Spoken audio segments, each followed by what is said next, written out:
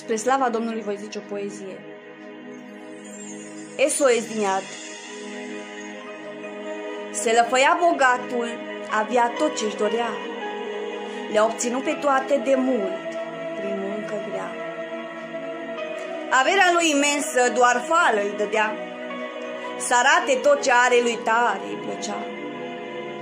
Se îmbrăca în straie de o rară eleganță, voia să răspândească un aer de prestanță. Sărmanul Lazar zilnic la poarta lui venea, spera că poate, noroc el va avea. Spera în îndurarea celui ce stă în vilă, gândea că într-o zi bogatul va da milă. S-ar fi hrănit săracul doar cu fărâmituri, nu-i trebuia bomboane sau vin sau prăjituri. Ce-a mai rămas pe masă după ospățul mare, putea să lecuiască a lui înfometare.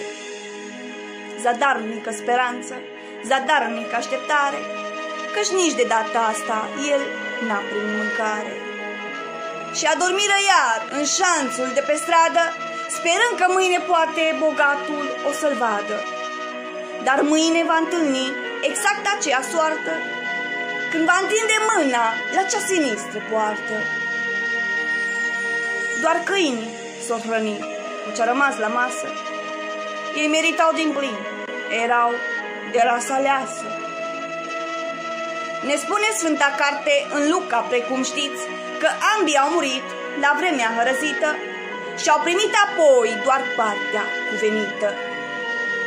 Bogatul a fost luat la locul infernal, unde domnește noaptea, unde a ajuns Nabal, acolo unde besna se taie cu cuțitul, unde ajunge hoțul, curvarul, rătăcitul. E un loc fără cântări și fără rugăciuni, acolo remușcarea creează viziuni. Și așa îl văzu pe Lazar în sânul lui Avram, se desfăta acolo cu cei din Sfântul Neam. Îl năpădiră plânsul, dar ce folos acum? Căința e prea târzie, în jur e numai fum. Să înalțe o rugăciune, să strige tare, tare, și-a amintit că în vilă trăia în desfătare.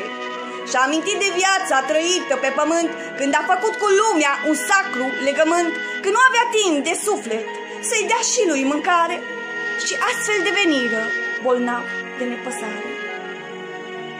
Și astfel îți văzură, ca într-un film trăirea, când gândul era să satisfacă firea, când nu vedea în jur nevoi și suferințe, și nici copii orfani, nici plâns, nici neputințe. Extrage multe lecții din textul indicat, citiți-l încă o dată cu un duh smerit, predat. Scriptura toate-i dată spre a noastră lămurire, a cei ce nu împlinesc ajung în rătăcire. În primul rând aflăm, din pilda prezentată, că locul pocăinței nu-i lumea cealaltă. Semnalul SOS, lansat pentru ajutor, se risipește în focul nebun, mistuitor. E prea târziu acolo să strigi pentru îndurare. Acolo nu mai este nici milă, nici scăpare. Acum este ziua, momentul decisiv, să faci un legământ cu Tatăl milostiv. E important apoi să știe fiecare că nu-i păcat să ai o bogăție mare, dar dacă bogăția a devenit stăpână, automat te duce în lumea cea hapsână. A fost bogat și Iov și Avram a fost bogat, dar ei de Domnul Slavei nu s-au îndepărtat. Iar scopul lor suprem nu stă în acumulări, ci în umblare sfântă pe sfintele cărări. La fiecare în parte răsplata va fi dată, în ziua hărăzită, o zi de judecată. Cei ce-au negat pe Tatăl, pe veci se vor căi, iar cei răscumpărați cu el în rai vor fi. Nici când, să nu uităm suprema învățătură, există rai și iad, și dragoste și ură.